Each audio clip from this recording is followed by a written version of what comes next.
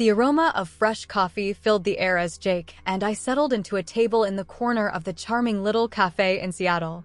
It was our 5-year anniversary together, and the atmosphere was infused with promises and hopes. The place was adorned with soft lights and fresh flowers, reflecting the joy of that celebration.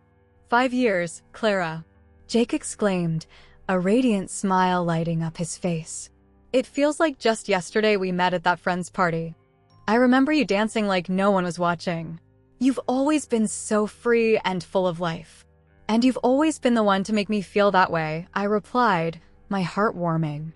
Who would have thought those awkward dances would lead us here? He laughed, a sound that always made me feel at home. I always knew you were special. Look at us.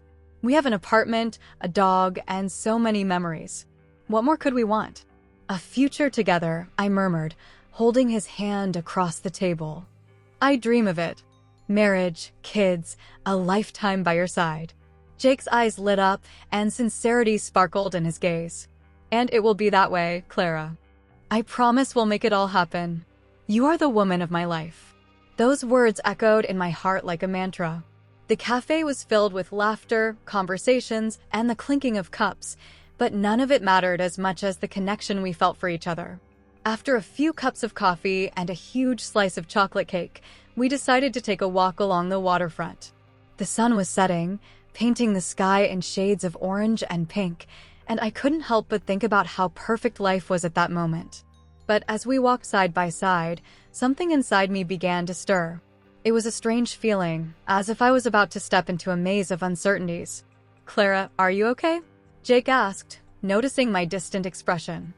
I'm fine, I replied, trying to force a smile. Just thinking about the future.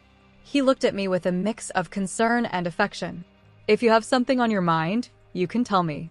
You know I'll always be here to listen. I know, Jake. It's just that sometimes I wonder if we're ready for all this. If I'm ready, I confessed, a little hesitantly. Clara, you don't need to worry. What we have is solid. We're in this together, aren't we? He pulled me closer, wrapping his arm around my shoulder. Nothing will tear us apart. I promise. Those promises sounded so true, and I wanted to believe in them. But as we returned home, the tightness in my chest didn't fade. Something told me that the future we dreamed of might be further away than we thought. When we arrived at the apartment, Jake grabbed his phone and headed to the bathroom.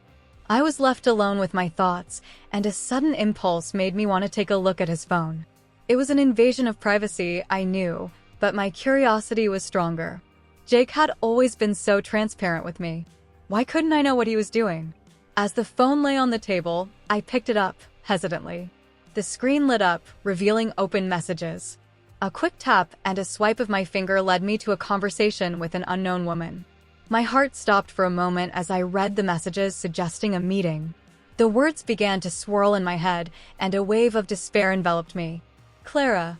Jake called from the bathroom, and I quickly placed the phone back on the table, my heart racing. How could I confront him? What did I really know about him? The feeling that the ground was opening beneath my feet was overwhelming, and doubt began to seep into every corner of my mind.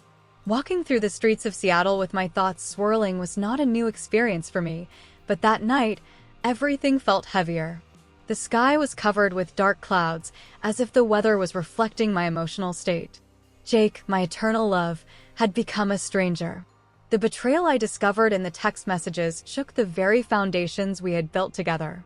I needed to know the truth and decided I wouldn't just stand still. With my heart racing, I waited until he left for work. Before he stepped out, I made a quick silent prayer that things wouldn't be as bad as I feared. As soon as he closed the door, I grabbed my phone and began to follow his footsteps. I didn't want him to notice I was tailing him, so I kept a safe distance. My heart pounded as I thought of the possibilities that could unfold. After a few hours moving through the streets, I noticed Jake was meeting some friends at a bar. I took a deep breath before entering, trying to maintain my composure. As soon as I spotted his table, my stomach twisted. He was laughing, chatting casually, but what caught my attention most was how he kept glancing at his phone, as if he were waiting for a special message. The unease inside me grew. Hey, Clara. What are you doing here? A familiar voice pulled me from my thoughts. It was Anna, my best friend. "Hi, Anna. Just passing by to check things out," I replied, attempting to hide the agitation in my voice. "Would you mind keeping me company?" Anna noticed something was off. "Sure. What's going on? You look tense." "It's just, I'm worried about Jake. I found some strange messages on his phone. I don't know what to think." As I said this, the worry I was trying to hide surfaced in my voice. Anna frowned. "You can't be thinking he's cheating on you, right? That sounds crazy, Clara." I know. But he's been so distant lately. And now this." My voice faltered, and I looked at his table again. "I need to know more. I need to find out if something else is happening." Anna placed her hand on my shoulder. "You need to be careful. Confronting him without proof can be dangerous. But if you feel you need to investigate, do it. I'll be by your side." The conversation left me more confused. I knew I needed to act, but the thought of following Jake again made me hesitant. As the night wore on and everyone began to disperse, I saw him leave the bar. Adrenaline surged through my body, and without thinking twice, I decided to follow him. He walked toward a restaurant I knew well, the same place we had celebrated many times, a place that always held special meaning for us. My heart sank. What was he doing there? I tried to keep a safe distance, but anxiety pushed me closer. Upon entering, a devastating scene unfolded before me. Jake was sitting at a table with a woman. She had long, dark hair, and the way they laughed and leaned toward each other made me feel like the ground had disappeared beneath my feet. I wanted to scream, cry, but all I could do was shrink behind a column, trying not to be seen. "You're so funny, Vanessa," Jake exclaimed, and the sound of her name echoed in my mind like a death sentence. The familiarity between them was disturbing, and each shared laugh felt like a knife in my heart. "Oh, Jake, you've always had a good sense of humor." "You know, I love spending time with you," Vanessa said, leaning closer to him. The image of her touching his arm was unbearable. At that moment, a wave of confusion and pain washed over me. I didn't know what to do. What more could I discover? What if it was something more than just friendship?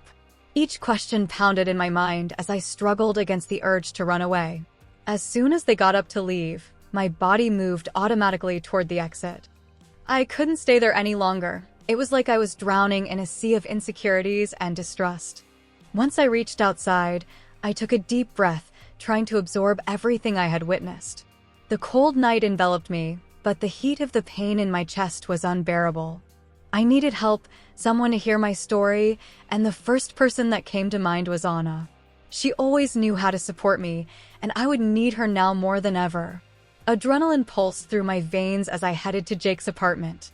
Each step felt like it echoed in my mind, a constant reminder of the betrayal that threatened to destroy everything we had built together.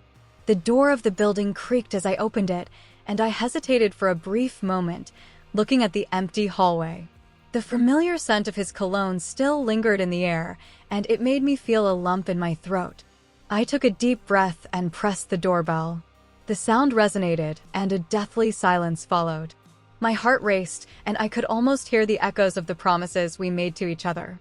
When the door finally opened, I found Jake standing there with a surprised and nervous expression. "Clara, what are you doing here?" He tried to hide his nervousness, but his gaze betrayed his unease. "We need to talk, Jake. Now." My voice came out firm, despite the storm brewing inside me. He hesitated, as if he were thinking of an excuse. "Sure, but don't you think we can sort this out later? I'm a bit busy right now." "Busy with what, exactly?" "With Vanessa." Her name came out like poison from my mouth. I could see the color drain from his face. "Vanessa? What do you know about her?"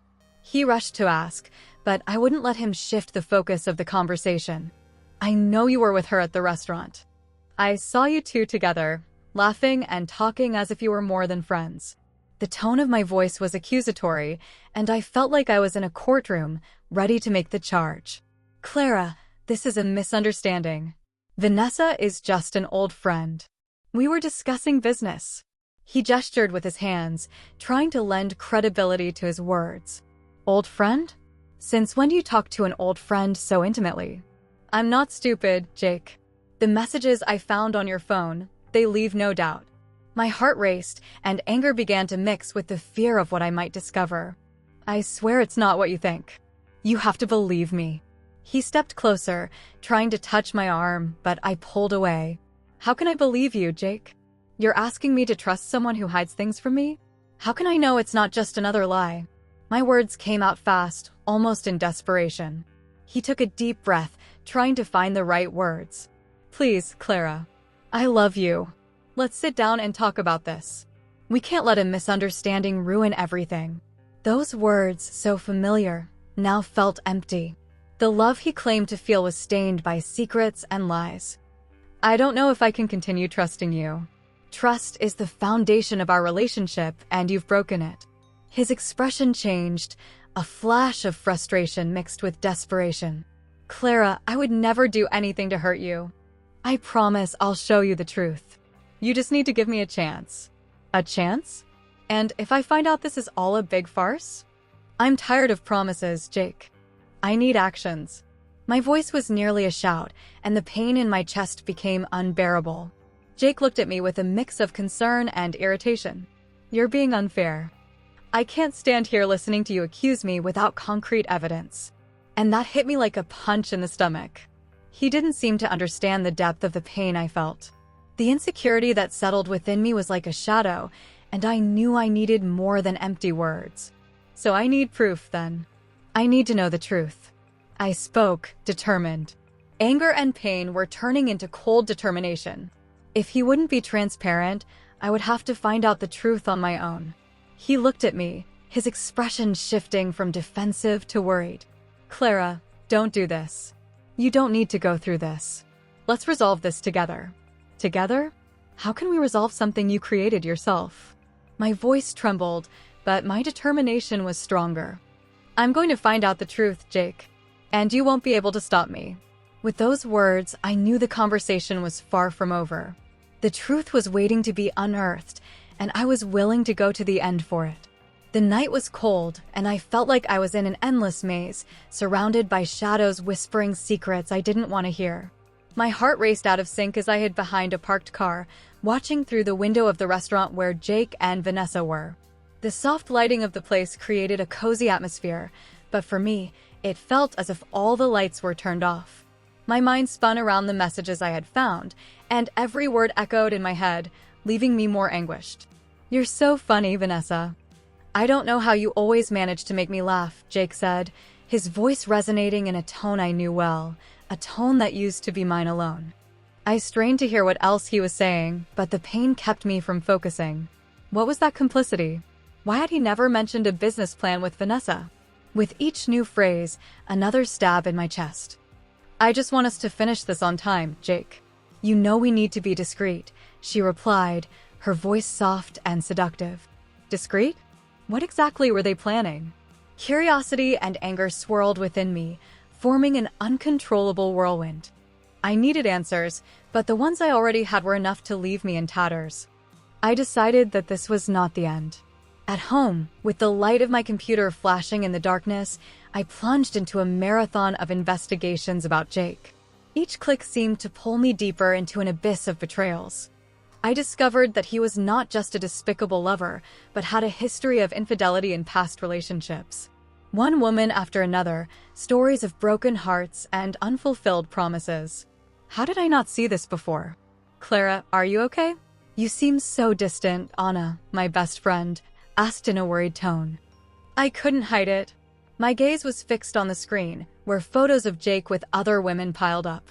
I needed to tell someone, but the fear of seeming crazy held me back. I don't know if I can keep going like this, Anna. He's cheating on me. I just need proof, I replied, my voice trembling. Then do what you need to do. Spy on him. Don't let more time pass. You deserve to know the truth, she affirmed, her determination contagious, even though I felt hesitant. That night, I decided to invade Jake's computer. The cold in my stomach was unbearable, but the need to know the truth outweighed any fear. Carefully, I connected my laptop to his Wi-Fi, hoping he wouldn't return too soon. My hands trembled as I typed in the password he never changed. A rush of relief mixed with intense adrenaline washed over me when I gained access. The messages were a sea of betrayals, but what I found in a hidden folder left me paralyzed.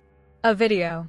Jake and Vanessa together, laughing, flirting, a moment that should have been private, but transformed into a nightmare.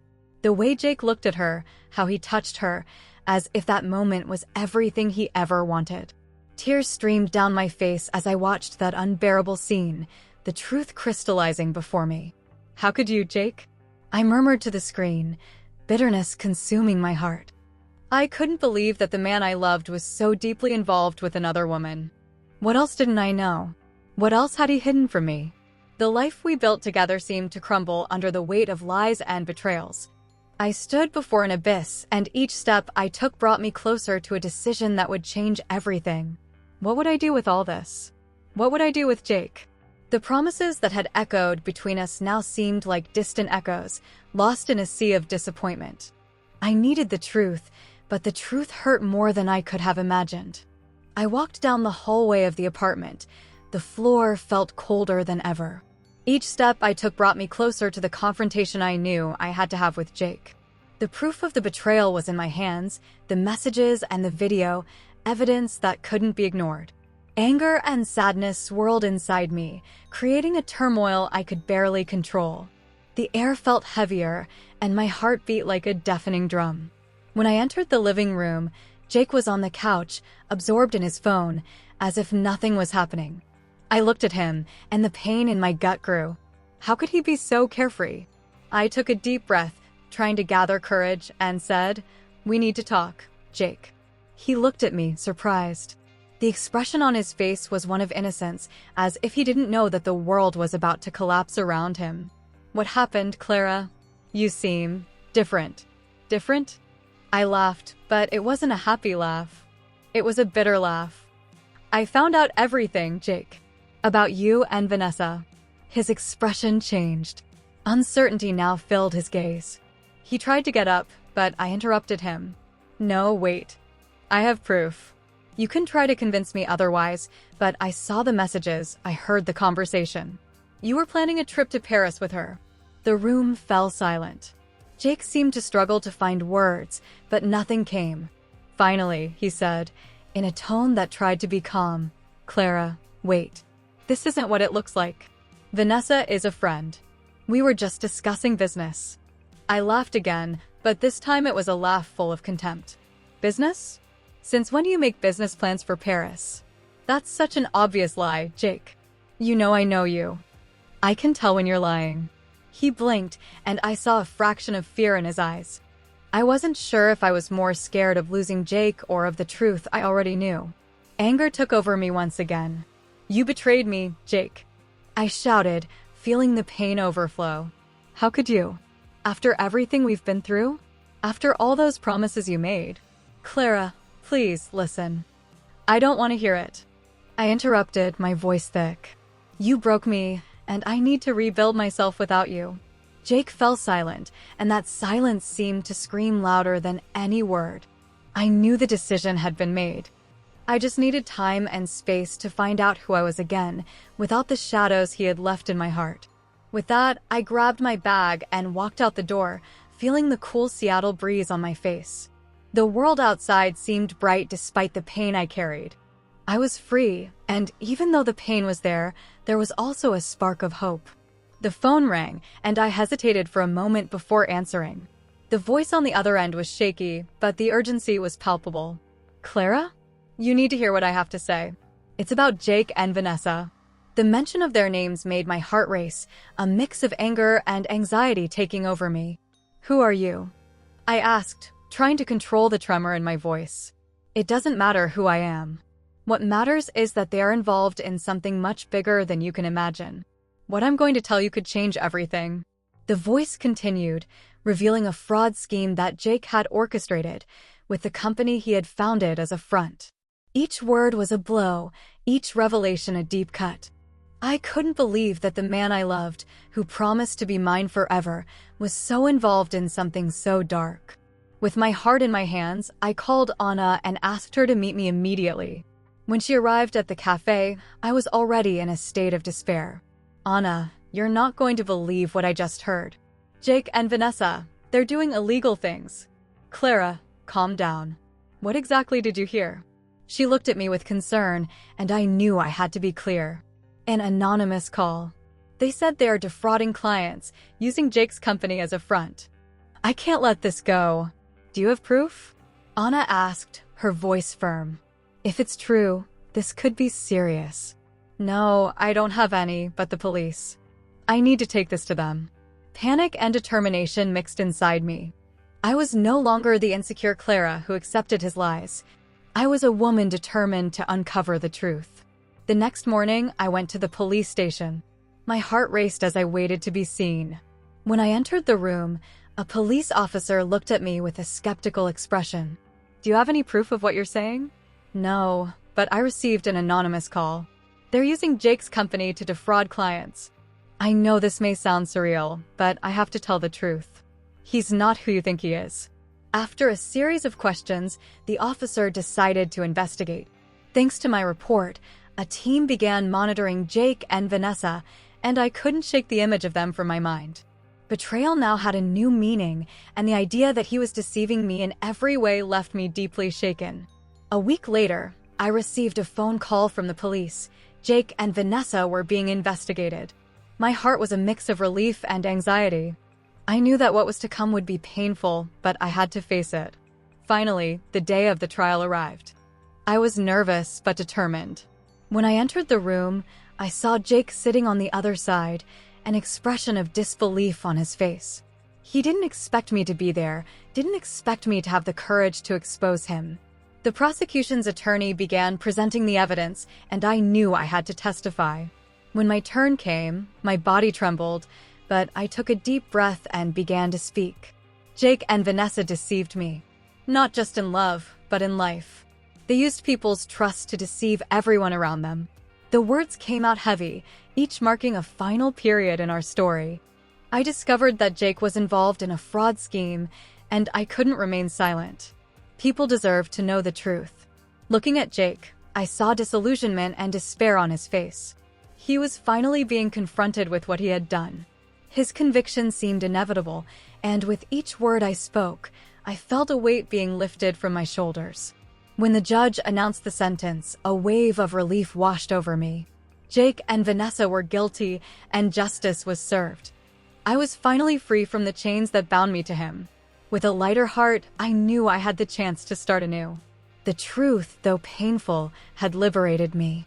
And so, as I left the courtroom, a new hope blossomed within me, ready to embrace the future that awaited me.